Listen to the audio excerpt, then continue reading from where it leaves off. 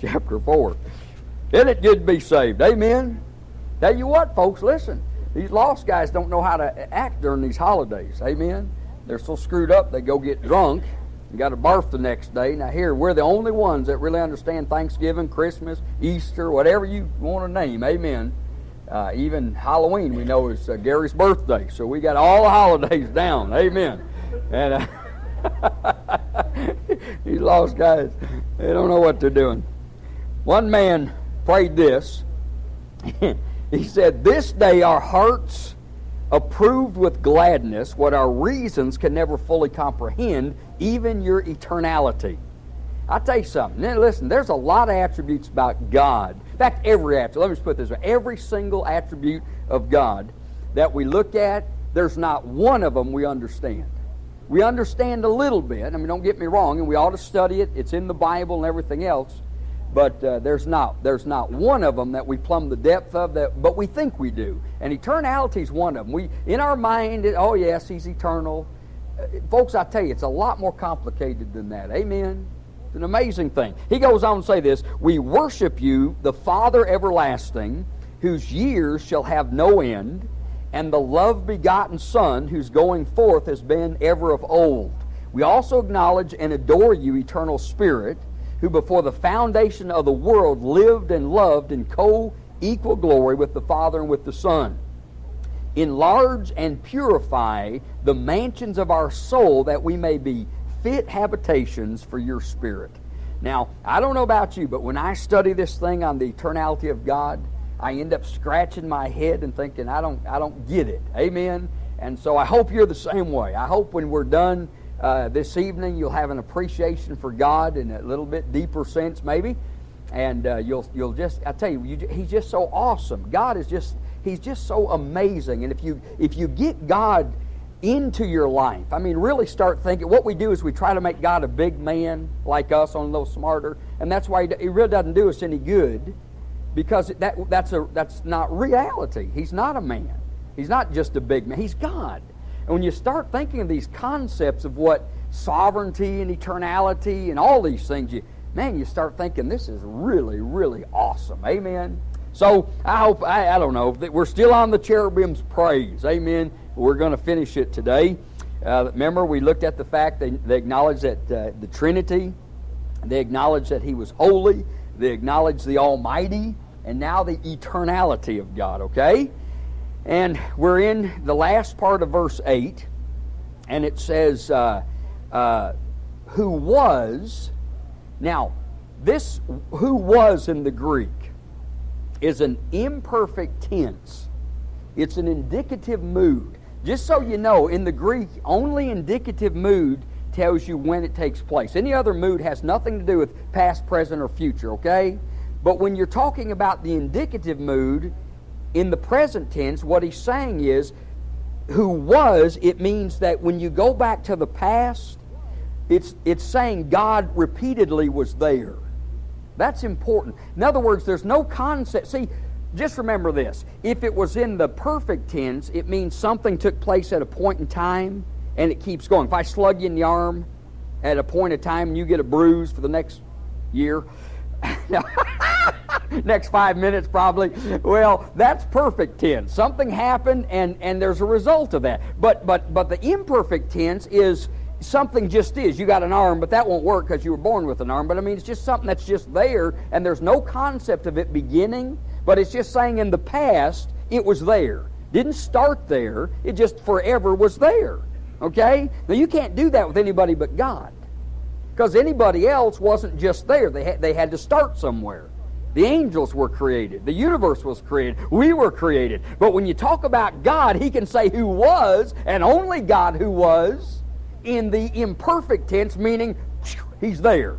Well, where did He come from? There's no need to talk about where He came from. He's just there. You understand that? That's the idea in the Greek. And who is. Now, we're no longer in the indicative mood, by the way. And it's a present tense. It just wants you to know He continually is. Okay?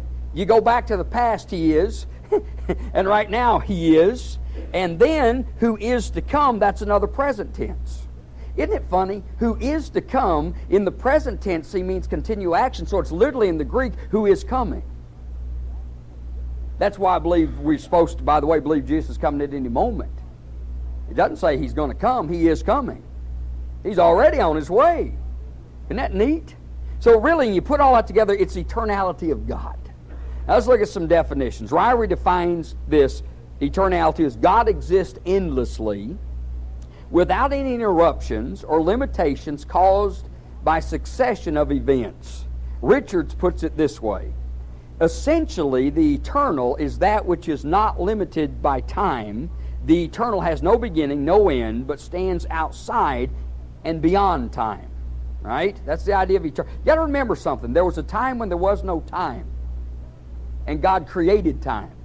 And a lot of people, because they're ignorant, think in eternity there'll be no more time. Well, I'm sorry, that's not true. You will always be a creature of time. Even in your glorified body, you'll still have, you may not call it a day, but you started somewhere, and in eternity, you're not all of a sudden going to turn into God. You will still be a person, and you will still have another day. I don't know if they'll call it days or not. Maybe it's a different dimension, but time, in a sense, is always around because we're creatures of time, but not for God.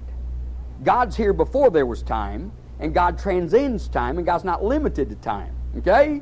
So, the logical deduction is that God lives in the eternal present. Listen to me. God is always now. Just give you an example. I don't know why this registers, but it does for me. If I sin, after I sin, I'm bothered, aren't you? About a week after I sin, I'm not quite as bothered as when I first sinned. If you are, you're weird and probably a liar, because nobody keeps the intensity. I'm glad we don't.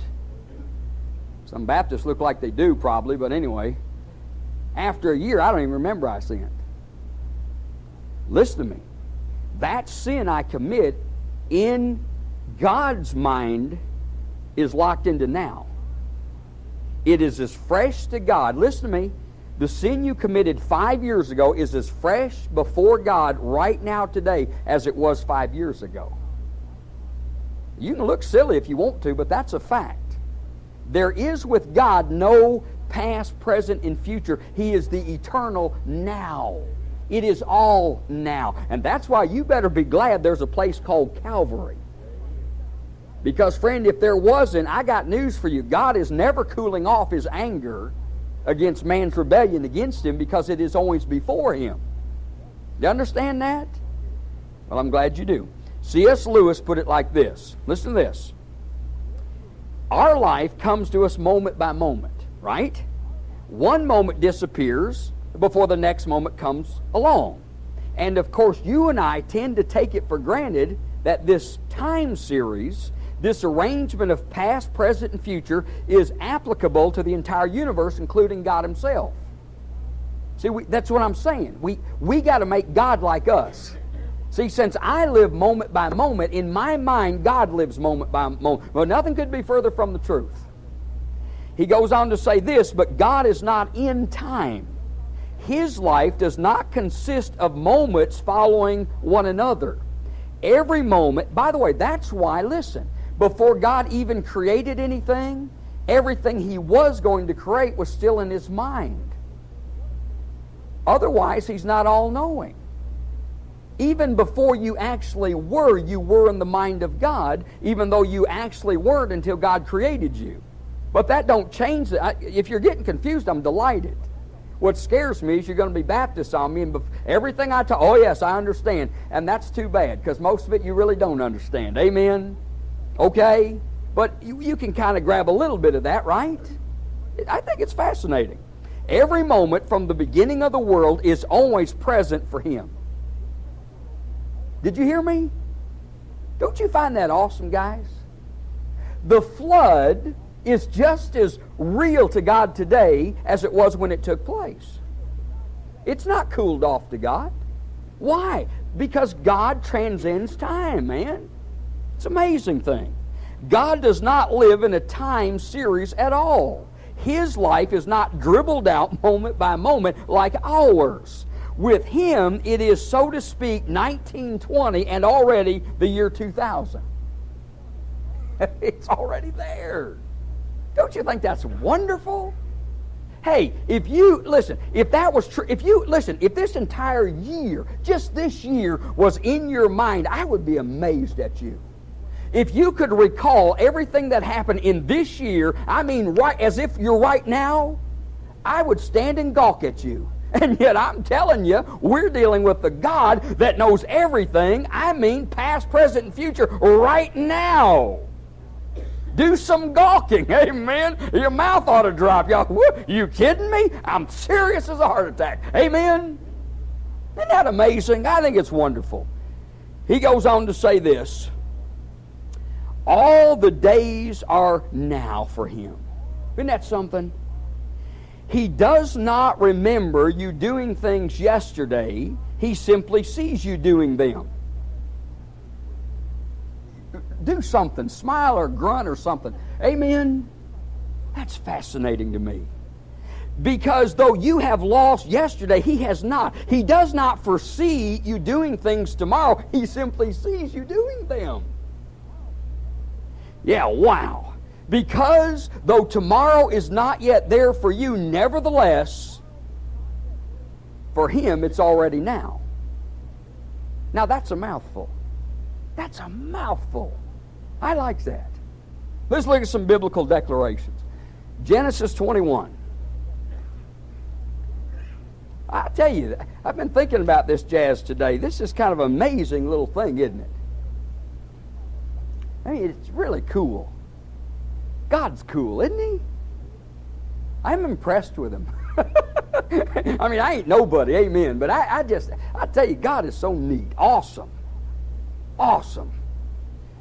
Genesis chapter 21, verse 33, and Abraham planted a tree in Beersheba, and there they called the name of the Lord the everlasting God. El Olam. El, where we get our word Elohim, speaking of his power. Olam means that which is secret, hidden, concealed, unknown. When the Jews wanted to express an unknown time, they used this word, and it soon became used for eternity. So, the everlasting God. Almost the idea that he's so powerful and mysterious and unknown to us, and yet knows everything about us. Let me show you some. Look at Psalms 48:14. We could spend hours on these verses. There's tons of them. 48:14. Okay? For this is God, our God, forever and ever. Psalms 90, verse 2. Psalms 90, verse 2. Before the mountains were brought forth, or ever you had formed the earth and the world, from everlasting to everlasting, you are God. Isn't that neat? 102:24. Psalms 102, verse 24. I said, "Oh my God, do not take me away in the midst of my days. Your years are throughout all generations. Of old you laid the foundation of the earth, and the heavens are the work of your hands. They will perish, but you endure." Yes, they will all grow old like a garment, like a cloak. You will change them, and they'll be changed, but you are the same, and your years will have no end. Whew, that's our God. Look at Romans chapter 16 and verse 26. Man, I get goosebumps just reading this stuff. Isn't it great? Romans 16 and verse 26. But now made manifest, and by the prophetic scriptures made known to all nations, according to the commandment for, look at this, the everlasting God. 1 Timothy 1:7. You getting it? Let's do 17, 1 Timothy 1:17. Now to the King eternal. Amen? Christian Life Bible says this: God's dimension is beyond geometric space eternal, without bound, without past